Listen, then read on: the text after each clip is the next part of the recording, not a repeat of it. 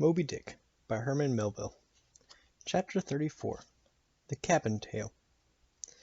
It is noon, and Doughboy, the steward, thrusting his pale loaf of bread face from the cabin scuttle, announces dinner to his lord and master, who, sitting in the lee quarter boat, has just been taking an observation of the sun, and is now mutely reckoning the latitude on the smooth, medallion-shaped tablet reserved for that daily purpose on the upper part of his ivory leg. From his complete inattention to the tidings, you would think that moody Ahab had not heard his menial. But presently, catching hold of the mizzen shrouds, he swings himself to the deck, and in an even, unexhilarated voice, saying, "Dinner, Mr. Starbuck," disappears into the cabin.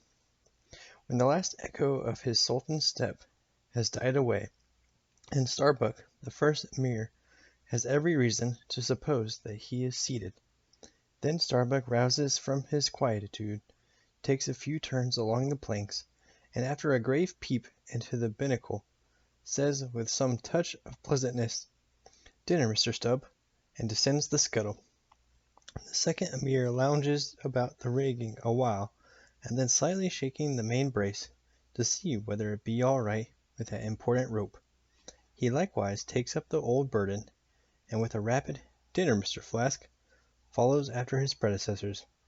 But the third emir, now seeing himself all alone on the quarter-deck, seems to feel relieved from some curious restraint, for tipping all sorts of knowing winks in all sorts of directions, and kicking off his shoes, he strikes into a sharp but noiseless squall of a hornpipe right over the Grand Turk's head, and then, by a dexterous sleight, pitching his cap up into the mizzen top for a shelf, he goes down rollicking, so far at least as he remains visible from the deck, reversing all other processions by bringing up the rear with music.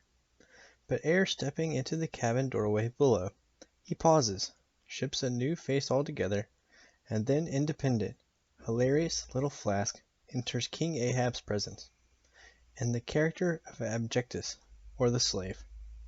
It is not the least among the strange things bred by the intense artificialness of sea usages, that while in the open air of the deck some officers will, upon provocation, bear themselves boldly and defyingly enough towards their commander, yet 10 to 1, let those very officers the next moment go down to their customary dinner in that same commander's cabin, and straightway their inoffensive, not to say deprecatory, and humble air towards him, as he sits at the head of the table.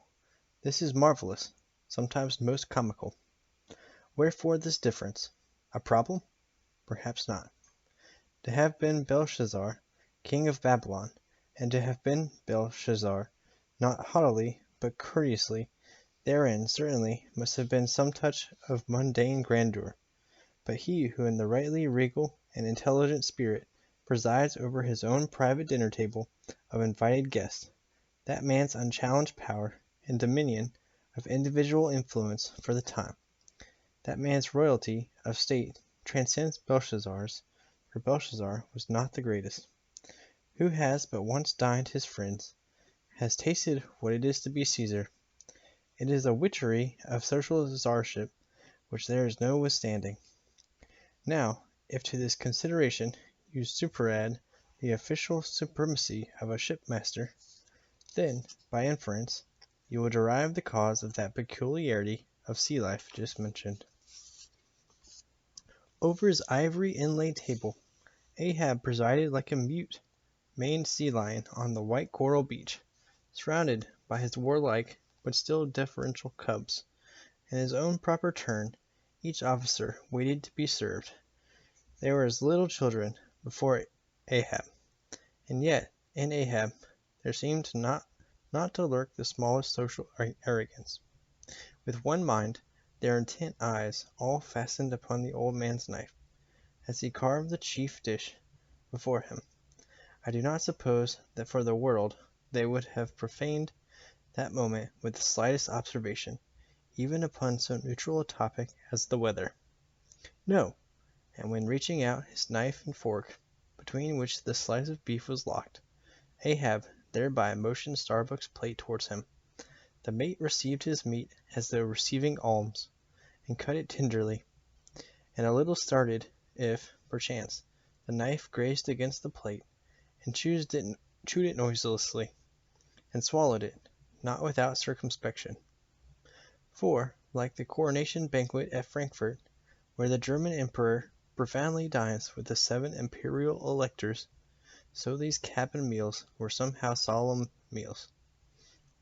Eaten in awful silence, and yet at table old Ahab forbade not conversation, only he himself was dumb. What a relief it was to choking Stubb, when a rat made a sudden racket in the hole below. And poor little Flask, he was the youngest son and little boy of this weary family party. His were the shin bones of the sailing beef. His would have been the drumsticks, for Flask to have presumed to help himself. Thus must have seemed to him tantamount to larceny in the first degree. Had he helped himself at that table, doubtless, never more would he have been able to hold his head up in this honest world. Nevertheless, strange to say, Ahab never forbade him, and had Flask helped himself, the chances were Ahab had never so much as noticed it. Least of all, did Flask presume to help himself to butter.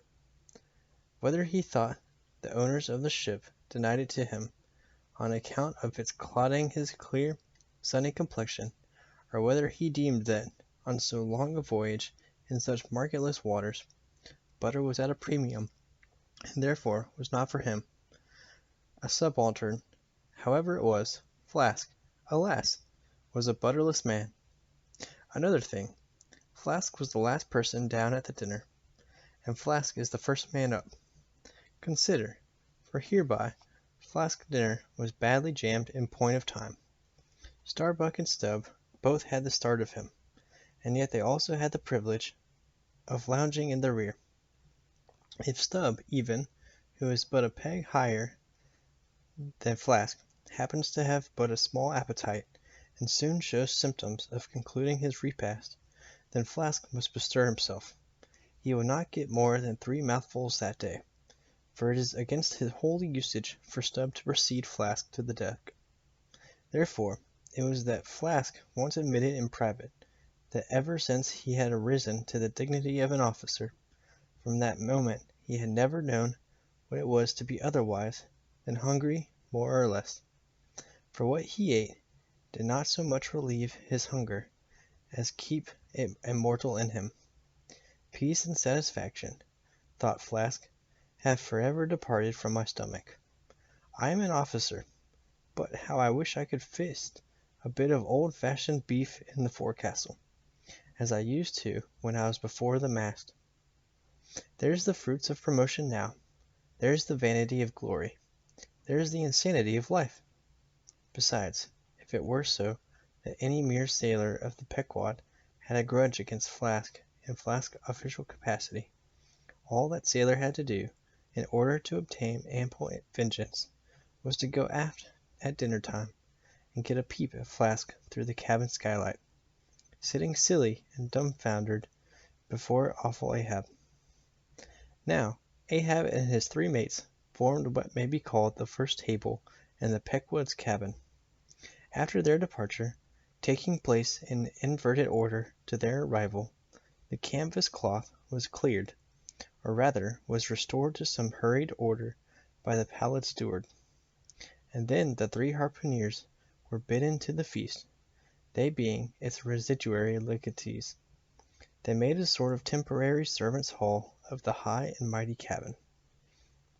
In strange contrast to the hardly tolerable constraint and nameless invisible domineerings of the captain's table was the entire carefree license and ease, the almost frantic democracy of those inferior fellows, the harpooneers.